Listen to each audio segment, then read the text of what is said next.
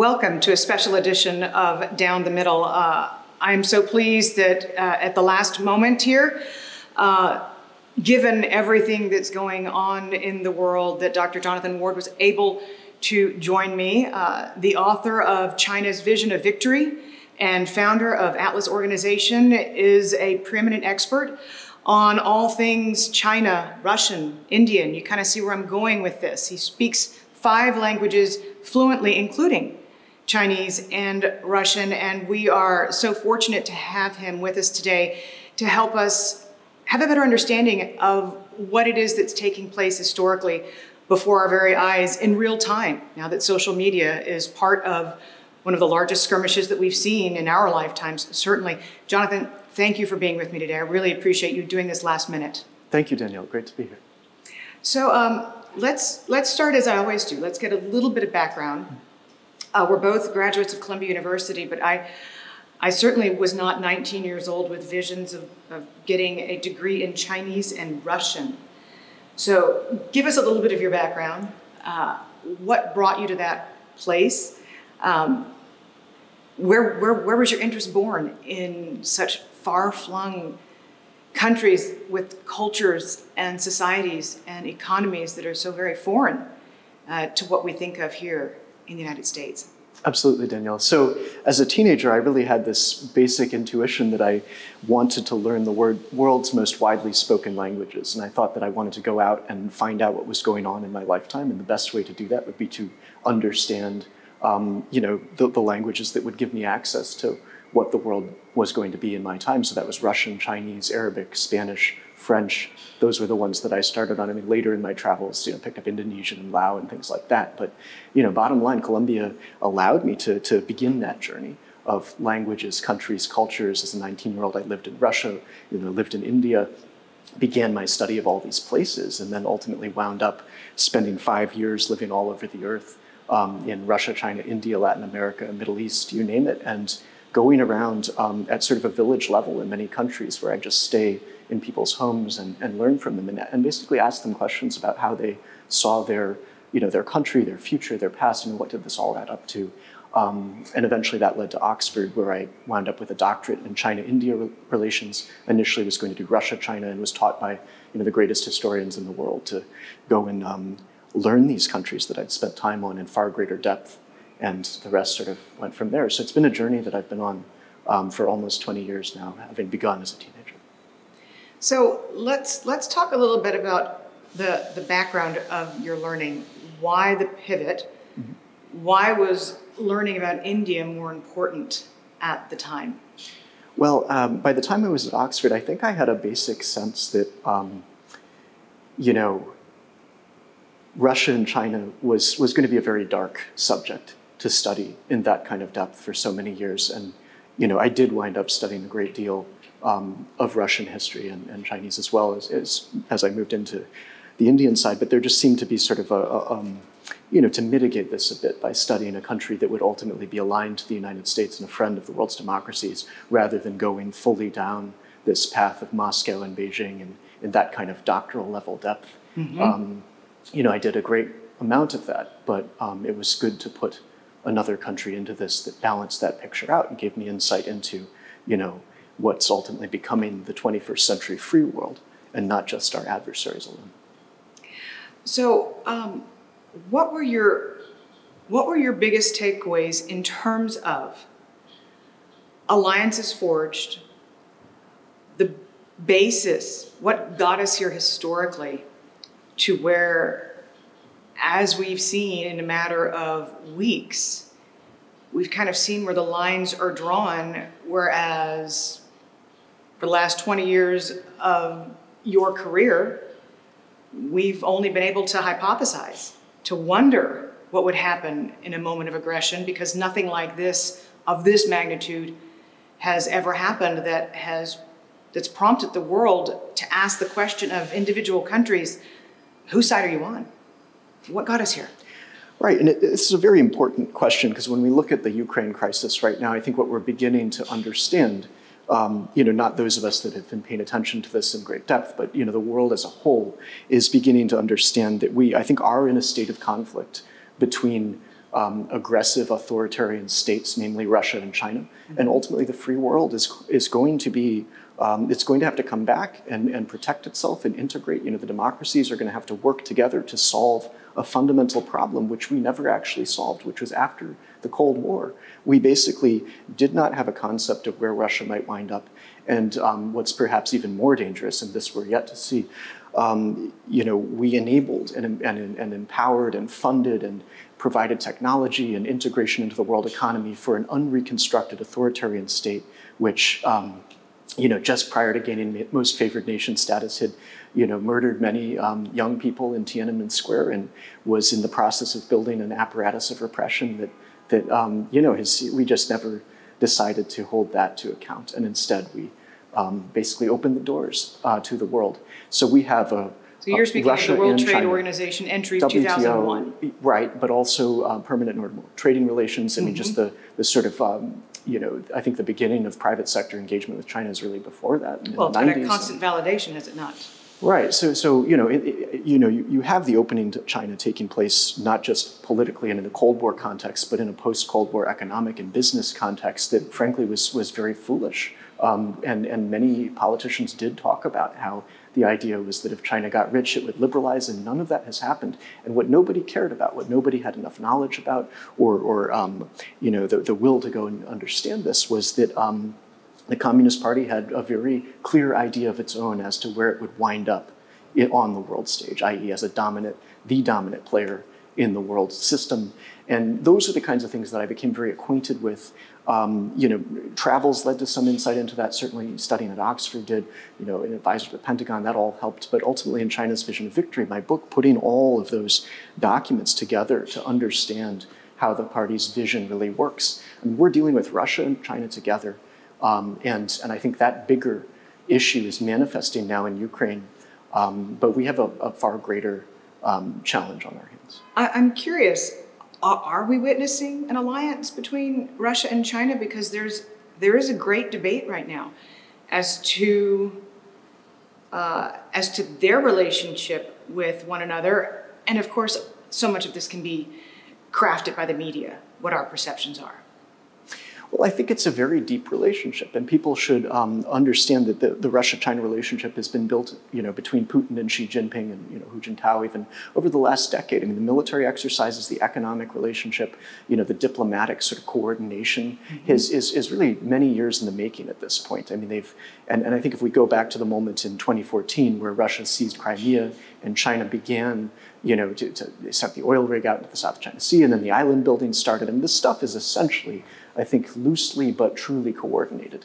And then just in, just a month ago or so at the Olympics, when Putin goes and essentially gets this joint statement, and they release this joint statement, it shows, and there are many other signs of this and sort of documents that reveal this, but the latest one that I think people are paying attention to is actually a very profound strategic document. I mean, it explains that they are willing essentially to take the burden, to share the burden of pushing against the United States, pushing against the world's democracies. I mean, they talk about they are jointly aligned on opposing NATO expansion, and they're jointly aligned on opposing the U.S. free and open Indo-Pacific strategies, shared by Japan and others. So this is very much, I think, a more strategic relationship than many people know. And I say this also as somebody who, my initial work at Oxford was on the Sino-Soviet split and the role of nationalism, Russian and Chinese nationalism in, how did that relationship come together and then fall apart. But I think if you there was that famous, maybe you can recount when Khrushchev came to China and was made to swim. Right. Mao Zedong, and that was and he had kind to wear of little time floaties, and very embarrassing for him. Share that story. Sure. Because that was in 1950. In the 50s, sort of. But in any case, Nikita Khrushchev and Mao in many ways had Stalin as his mentor, but he never respected Nikita Khrushchev. And the episode you're referring to, when Khrushchev winds up at Zhongnanhai to meet with Mao Zedong, and Mao is of course a famous swimmer, having swim across various rivers in China for popular effect. And then here's Khrushchev, who doesn't know how to do that and has to wear little floaties there. And of course, it's very embarrassing. And Mao was always in the process then of being unwilling to accept a role as junior partner. But he ultimately took his country to war with not only in the Korean War against the United States and the United Nations forces, but fought border wars against India, against the Soviet Union. So that was a dictator who chose to fight America, India, and the USSR, and to do away and essentially to destroy all of China's significant international relationships for the sake of being unwilling to be the junior partner to anybody. So, and it would appear that they've succeeded. Well, that I guess is well, I'm not saying fait accompli, but I'm saying that they're certainly not junior to Russia. Yes, and that's, of course, the sort of important piece of the current situation, is to have not China, but Russia as the junior subservient partner here. And many of the things that I think are parallel in the 21st century. I mean, for instance, it was the Soviet Union sending advisors into China to help them figure out how to be at that point an industrial economy. And now it's Huawei going into Russia to help them secure their systems. It's Chinese banks that might be purchasing equity stakes in Russian oil companies. So the relationship is monumentally in the reverse. And yet Russia is still a very significant military challenger to the US, to Europe. I mean, it's the dominant variable in European security is the dangers posed by Russia as a with its strategic nuclear forces and all the rest of it. So for China to wind up in this position where they essentially have Russia as an economic dependency that yet has all things considered, a very powerful military, that's quite an alarming situation for the United States and the rest of the world, to have this partnership coming together in a way that is truly dangerous. What went wrong after the wall came down? You've done a great job of explaining what the cost has been to date of not being more preemptive about China's vision of victory as a world community.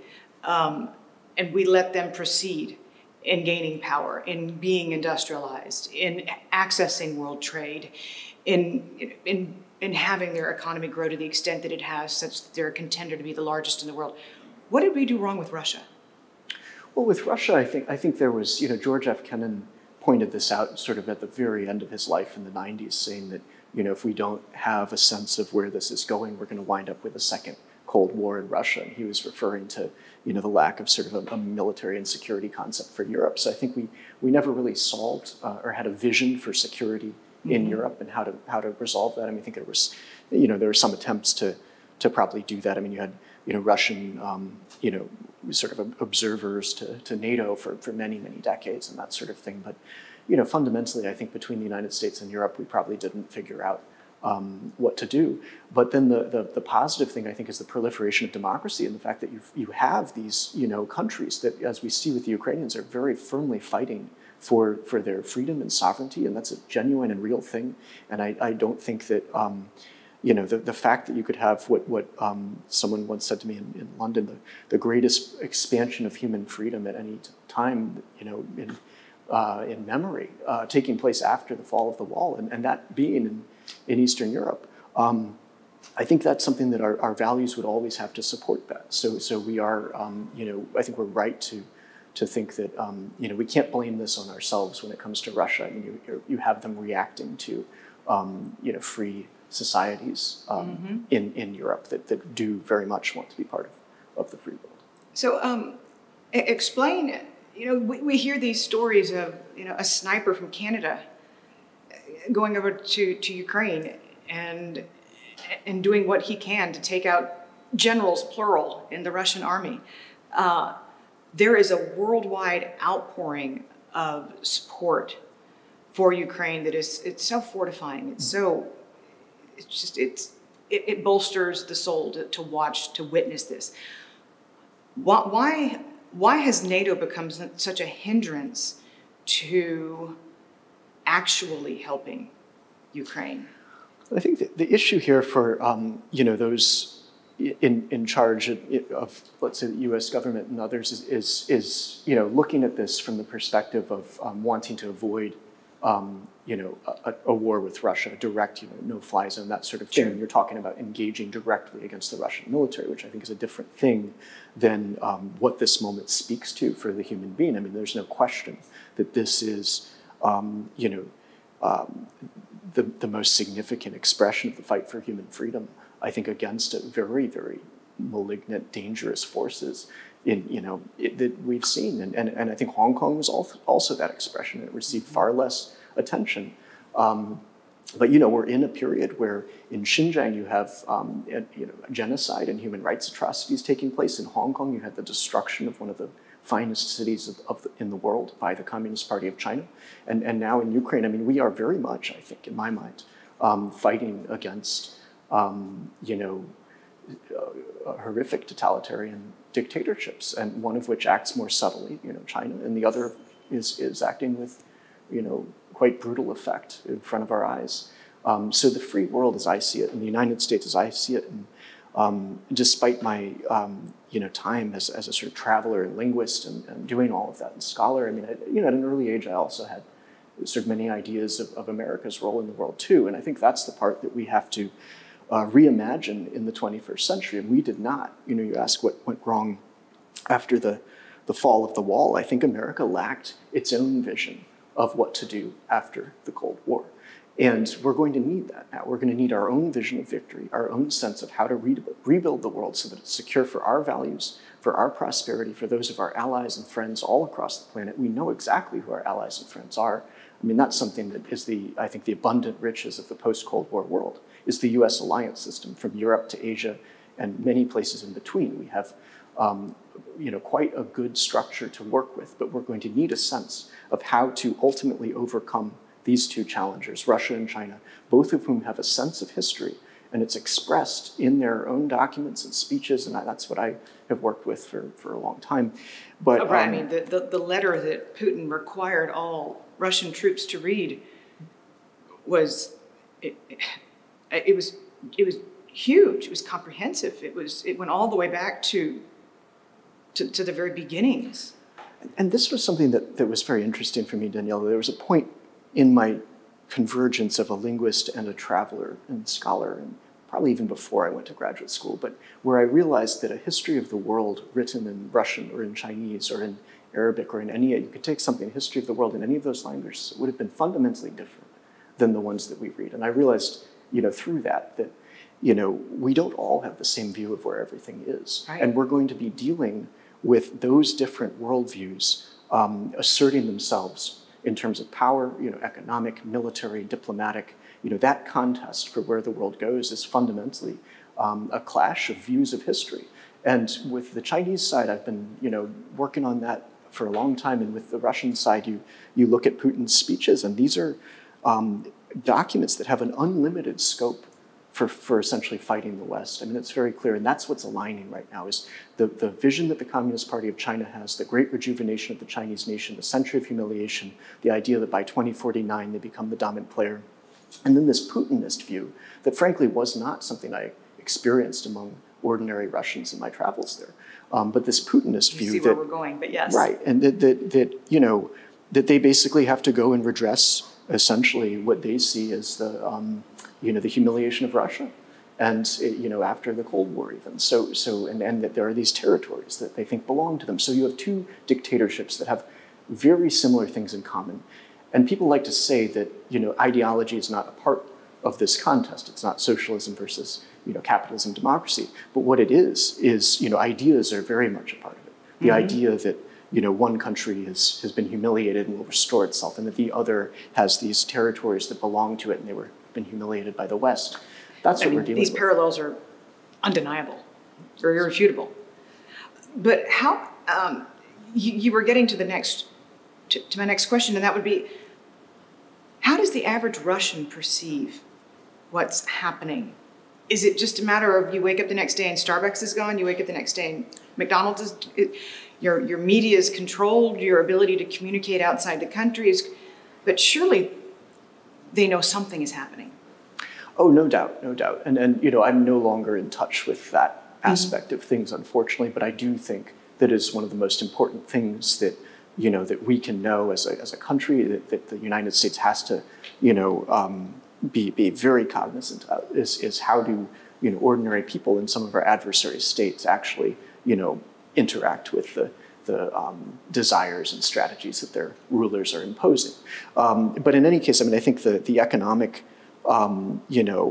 aspect, which I think is incredibly important here. The sanctions and sort of state killer level sanctions that we've unleashed on Russia. This is a very powerful piece of the Western toolkit. And for the past couple of years since my book came out, I've been talking a lot about the need for economic containment when it comes to China, or just the history of sort of Western economic warfare. We have a very, very potent toolkit that we're now watching, utilized against a foreign aggressor, an adversary totalitarian, state. And that toolkit, I think, is going to be among the most important things we have in our contest with both Russia and China.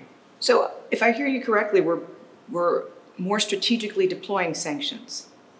Well, I think that the fundamental pieces right now of how the United States and allies are interacting with the Crimea crisis, with the Ukraine crisis, of course, are very impressive sanctions. The flight of businesses from Russia is also incredibly important, and those that are deeply embedded in China across the Fortune 500 right now should be taking note of what it looks like to have to change overnight. You may not want to do that, and the China exposure is so much greater than the Russia exposure. Well, that's the thing. So, this is a microcosm of, this is the world's 11th largest economy compared to the world's second largest economy. Right, exactly. And when it comes time to go, it comes time to go.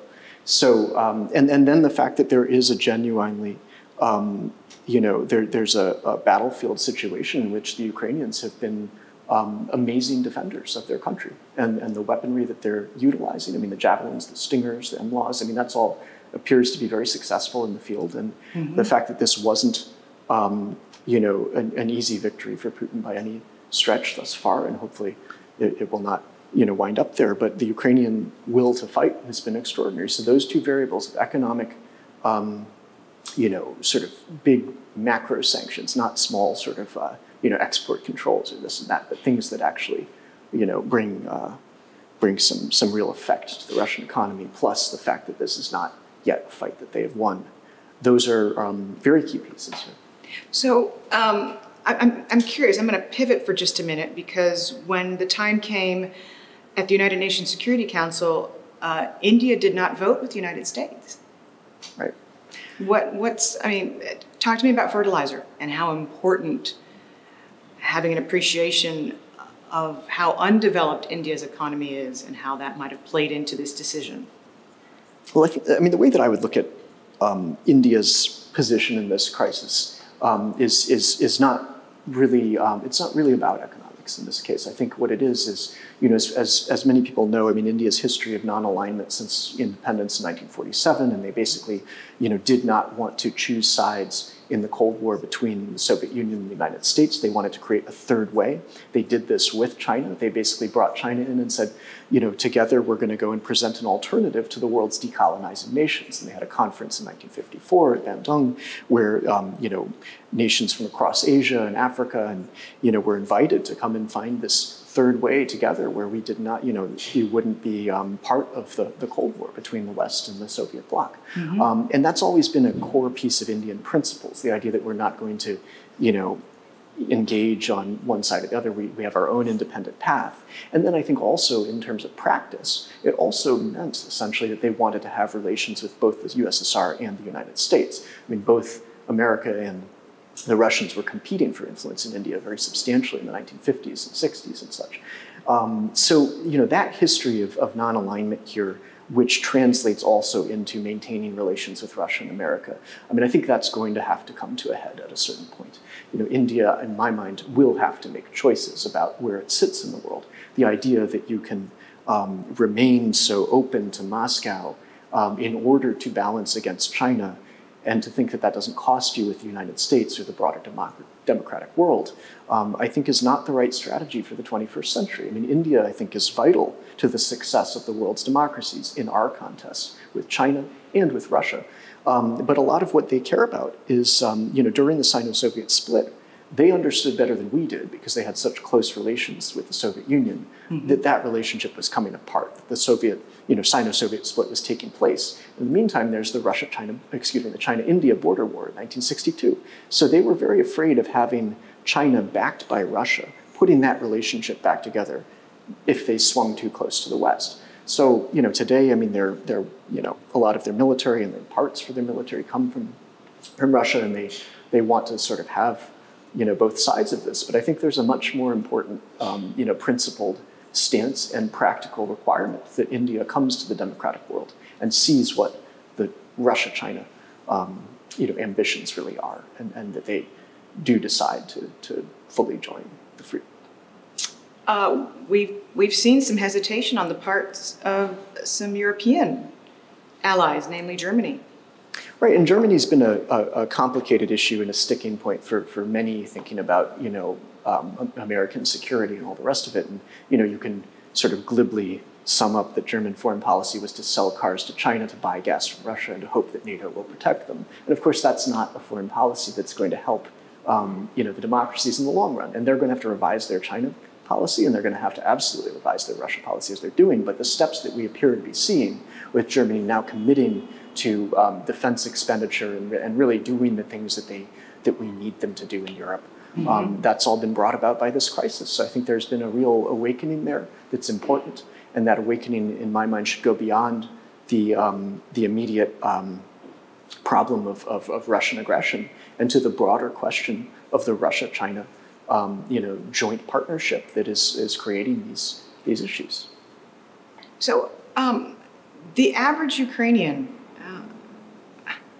is it a country that we would consider to be united in terms of idealism?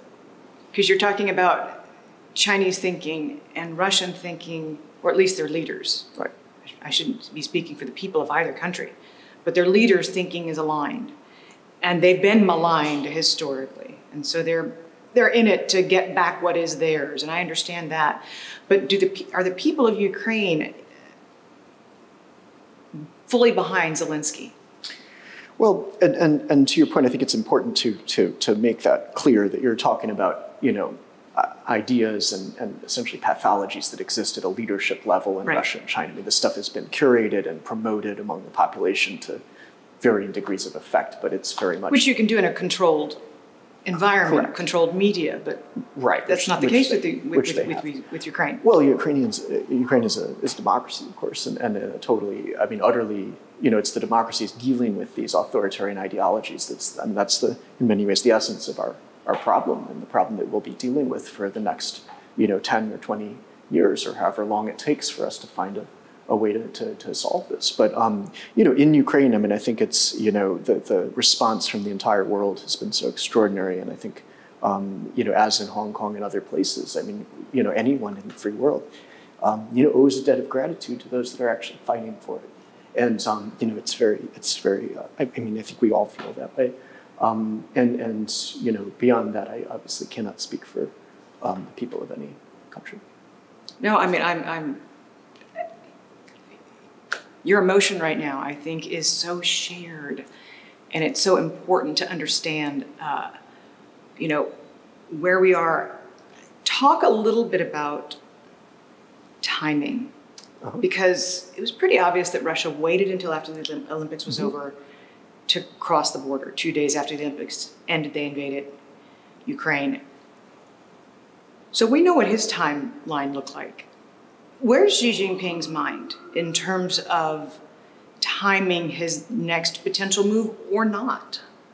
Or not. And I think that another important piece of Putin's timing here was, in my mind, getting that assurance from Beijing, having that.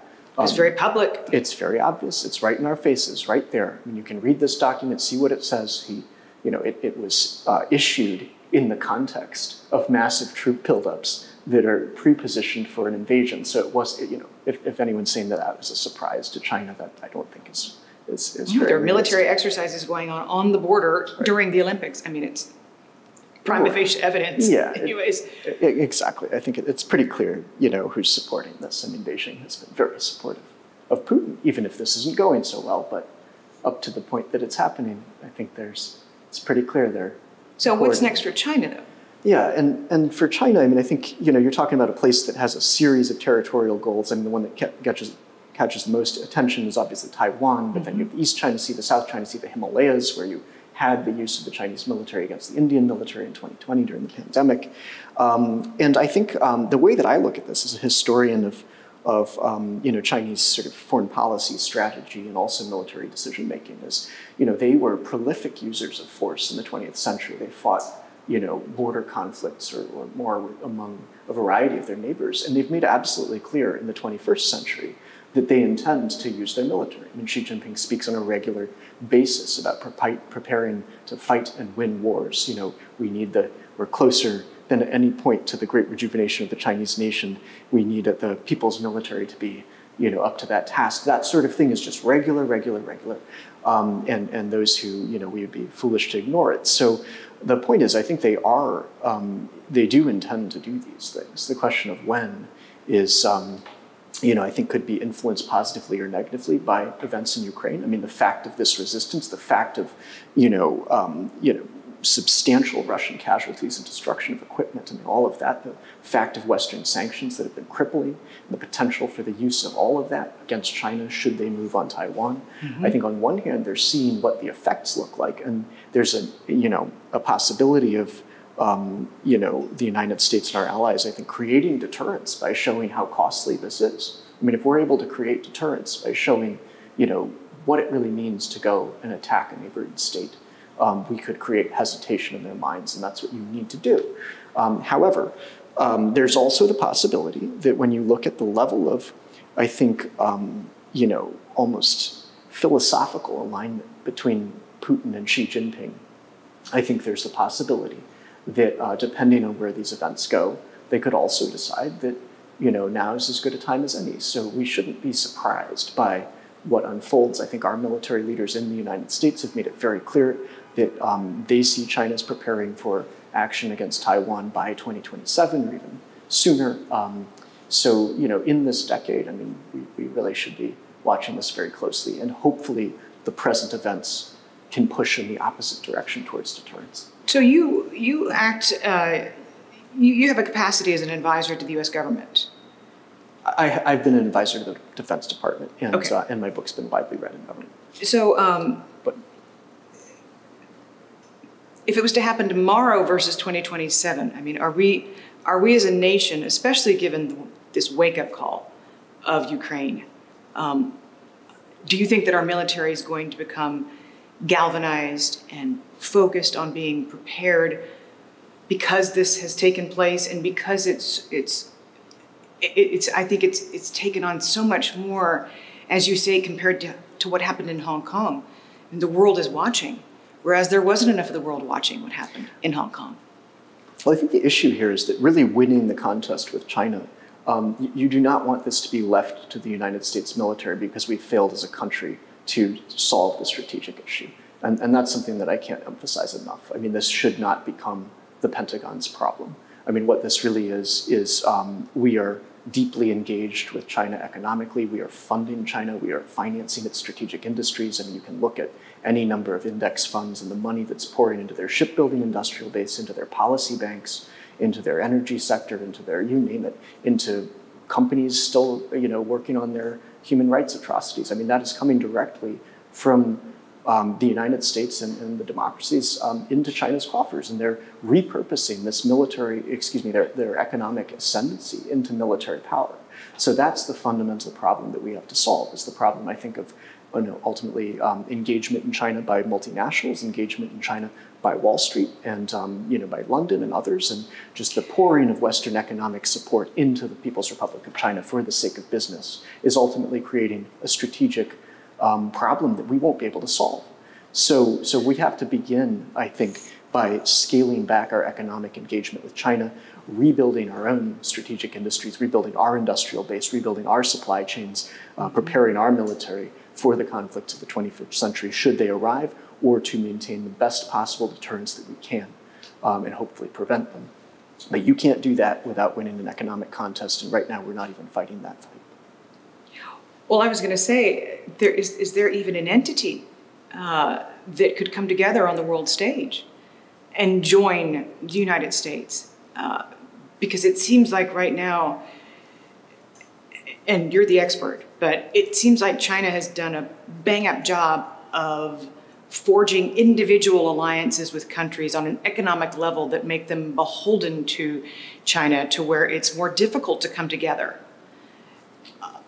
A grouping, a handful of countries, even though I have to say I was shocked at Australia and it being in the lead of 139 some odd countries that were demanding of the World Health Organization that there be an investigation into the virus's origins, despite the blowback that they knew it was going to cost their economy, which it since has. Yes, and that's one of the important things here is at the end of the day, to sort of change what Ben Franklin said. I mean, a country that wishes to have prosperity at the expense of its freedom will wind up with neither. And I think that's the deal that we think we're doing. We think that we can get rich with China and that we'll be fine. The answer is you won't. We are really putting ourselves in harm's way by allowing the place to grow to the size that it still could. I mean, we do not want to let them become the world's dominant economy, the world's largest economy. That should be number one for the United States of America, to make sure that we remain the world's largest economy and that the alliance system and the democracies remain the most important economic community. Jonathan, we're going in the opposite direction, right? Well, we are, but that's because of the actions we're taking to essentially finance the rise of China and to build in its strategic industries and enterprises. We're going to have to find alternatives. I mean, that's really the fundamental problem. So what would your advice be to our nation's leaders? Well, I think you have to start restricting investment into China. I mean, there are a lot of ways to do that. You do that along the lines of civil-military fusion, the use of private industry for the military-industrial enterprise. You do that along the lines of, human rights abuses and atrocities. I mean, that takes out a whole number of companies that can be invested in. And then you do it along the lines of strategic industries, anything that actually, creates the underpinnings for not only military and industrial power, but for growth itself, because that's a strategic good. I mean, if China continues to grow and to surpass us, I mean, this is a difficult problem today. Imagine that in the future, if we are no longer have the upper hand economically. So, you can do all of that through It sounds like you're describing pseudo-sanctions of a sort, kind of interim type of measures to mitigate China's growth. What I call it is economic containment. It's sort of an old Cold War concept that was used in part, and many interesting strategies were devised. So we actually have a very robust, I think, experience with doing economic containment, economic warfare, economic measures as instruments of national strategy and policy. It's just that we haven't done it in a long time when it comes to a serious existential contest, and that's the one with China. I mean, we're seeing certain things unveiled on Russia, but we're not yet taking the initiative when it comes to the growth of the People's Republic of China. And one has to just understand what the consequences of that are. I mean, you do not want to create a turning point in history in which China is the dominant power and we are not. And that's what we're financing and funding and building right now. Well, I think there are very few people who come out and say it like that we're financing the growth of China, that we're financing the potential and propensity for China to become a larger economy, that we're facilitating it. So Jonathan, what's interesting, and you describe kind of where we were years ago. We think of World War II, and we think of the Allied leaders coming together on behalf of a world that's in desperate need of them. China has done kind of a bang-up job of forging alliances, especially with its Belt and Road Initiative, with individual countries and creating these economic ties that make individual countries beholden to China and therefore potentially at risk of not wanting to pull that back and forge new alliances, as you've described. In fact, one of the things that struck me in our discussion right now is that China came out unprovoked and said that there will be no NATO in Asia. And I don't recall anybody mentioning forming NATO in Asia, but it speaks to the document that was released when Putin was in Moscow. But how do we come together on the world stage and align with one another for the greater good, as you described? Well, I think we're going to have to go and do the hard work of, in a way, repairing the world economy so that it's not dependent on China. I mean, that's been, in many ways, the basis of their grand strategy. It has the ideological elements. It's got, a substantial military at this point. But the whole idea is to achieve an economic ascendancy that's unstoppable, that, the West can't counteract, and that puts them in, the position of dominance in the world system overall. So, you have to go and begin the process of realigning other countries to a free world economic sphere. So on one hand, I think reducing China's access to the alliance system, to Europe, to the United States, to allied Asia, Japan and Australia, finding ways to get off of those dependencies, which can be done in many cases. You just look at the elements of it, and there are many ways to achieve that. And then you go into the deeper battle for the emerging world. And you have to restructure the world economy. This is going to take time. It'll take a couple of decades at least. But you have to begin to push China's economic influence back, and be competitive in places that matter. I mean, we don't have enough effect in the emerging world. I mean, U.S. multinationals are doing what they're doing, but they don't necessarily have the support of the United States government or allied governments to do more in Latin America or Asia or Africa. I mean, you need to start having public-private partnerships. So we take private capital, private corporations, and a strategic vision coming from not only the United States, but from other democracies, and using that to build our economic ties, present better deals than China can, and ultimately to, basically push back their economic influence across the globe. And that's going to be a process that will take years, but needs to begin.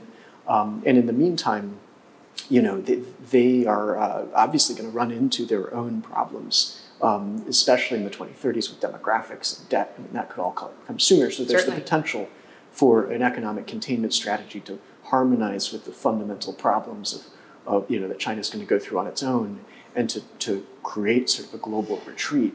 Rather they're than at a 30-year low in terms of their GDP growth. I mean, it is what it is. Right. So and yet still growing, and people are still investing and still looking to expand their businesses, and that's all problematic. So, what price do you see the United States paying right now? It looks like we could have double-digit inflation before it's all said and done. I can speak for myself only, but I doubt I'm alone in not knowing that Russia and Ukraine combined accounted for 1/3 of the world's grains. I had no idea that it was that concentrated. But what price do you think we'll pay economically? And do you think there is a pathway forward that doesn't lead to a hot war? Two completely separate questions. Sure.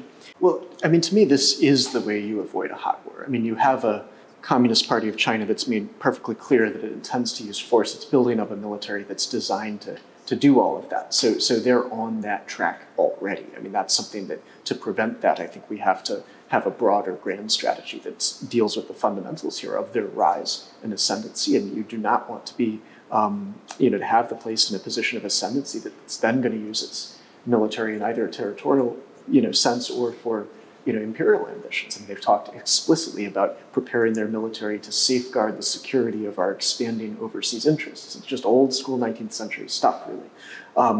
So you have to deal with that fundamental problem. And I think that that's how you hopefully avoid the broader hot war, is you start to rebuild the world economy in such a way where they are not, it depends less and less on them, where we gain the predominant position as we used to have, and then we're able to reinvest that into deterrence.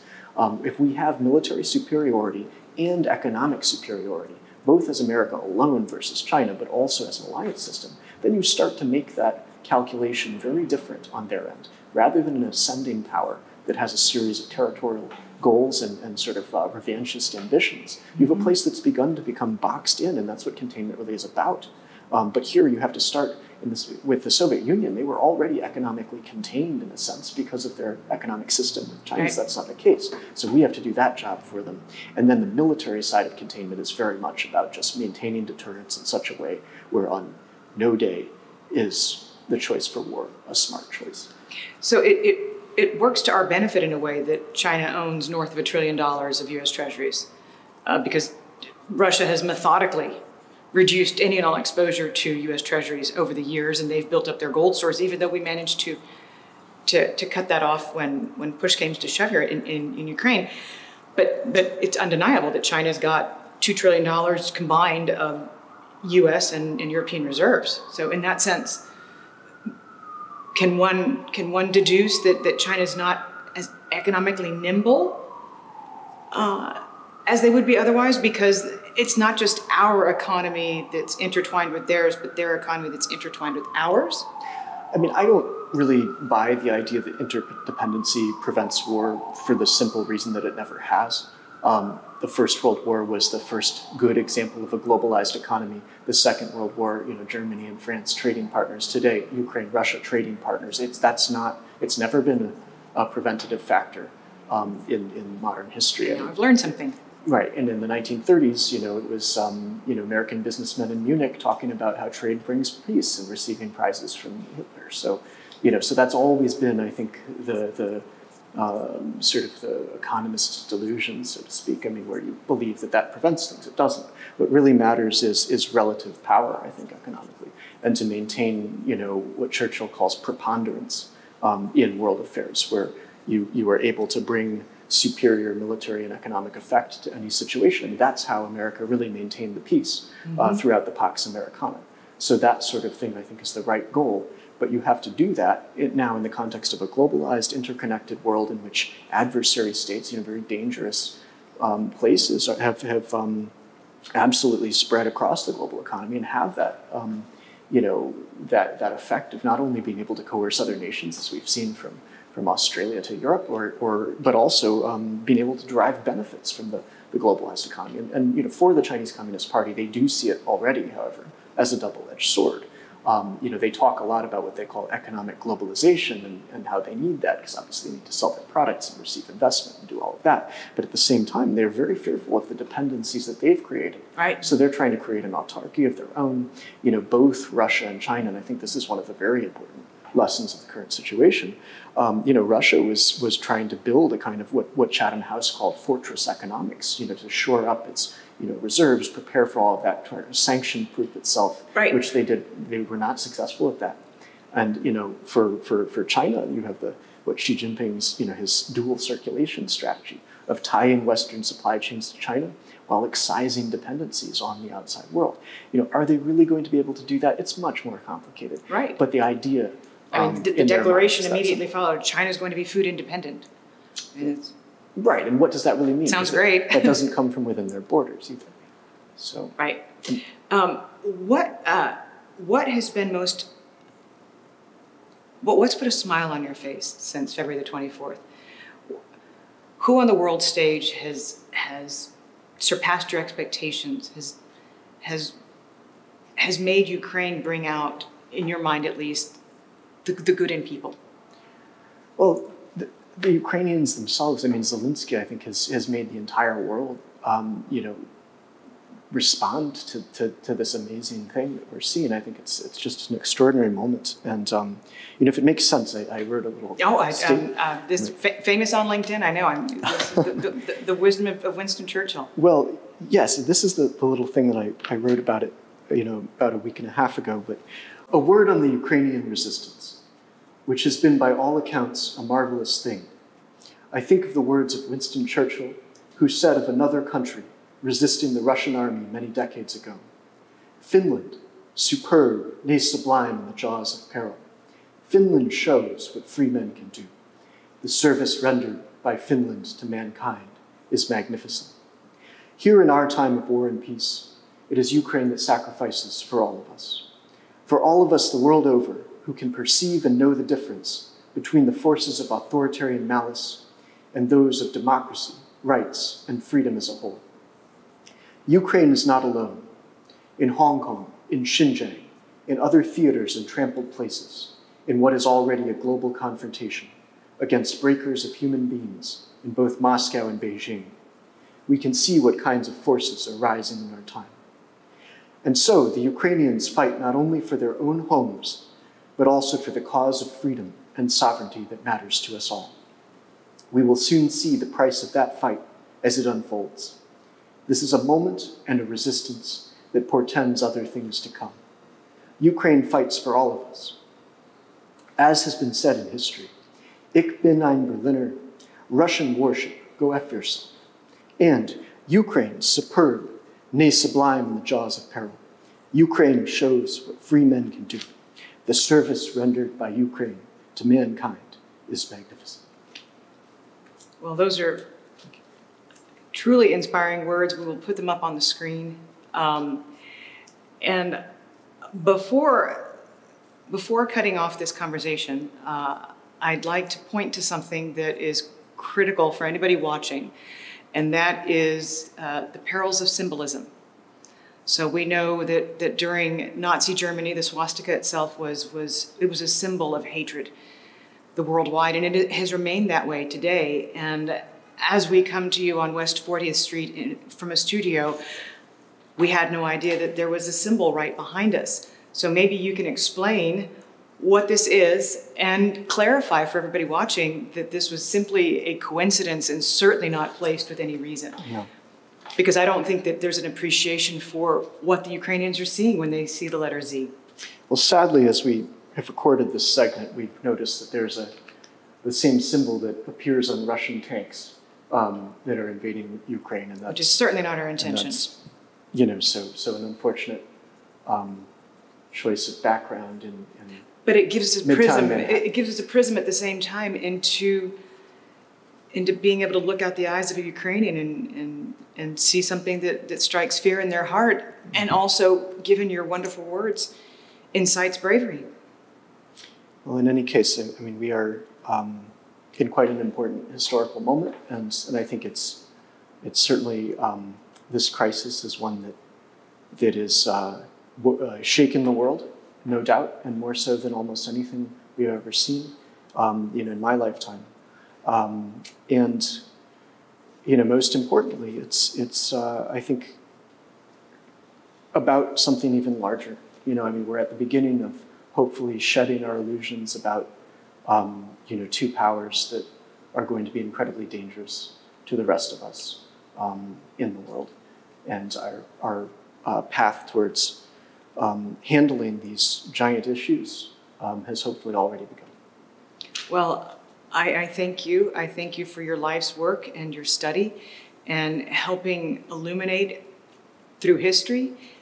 And more importantly, not just to talk about what's happened and what is happening, but to explain to everybody what we can do to forge a path forward, to make sure that we stop the atrocities that we're seeing in their tracks. Thank you for spending so much time, again, at this last minute. I really appreciate it. And I will help to spread the word so that your work and your book continue to open the world's eyes to the importance of the moment that we're in. Thank you, Danielle. Great to be with you. Well, that was extraordinary. Dr. Jonathan Ward. Again, we are living in the moment. We are witnessing atrocities that our generation has never seen. And we're also witnessing bravery and courage on the part of the Ukrainian people. And I hope that having a little bit more history now as to where they're coming from, and more importantly, understanding the gravity of what it is that our democratic leaders choose to do going forward in order to seize the moment, but for the better pathway forward going forward, such that despots do not have greater control over our future, but indeed less. If you have any interest in learning more on the economic side of China, then have a look at my most recent episode with Leland Miller of the China Beige Book. Until next time, this is Danielle DiMartino Booth with Down the Middle. Thank you.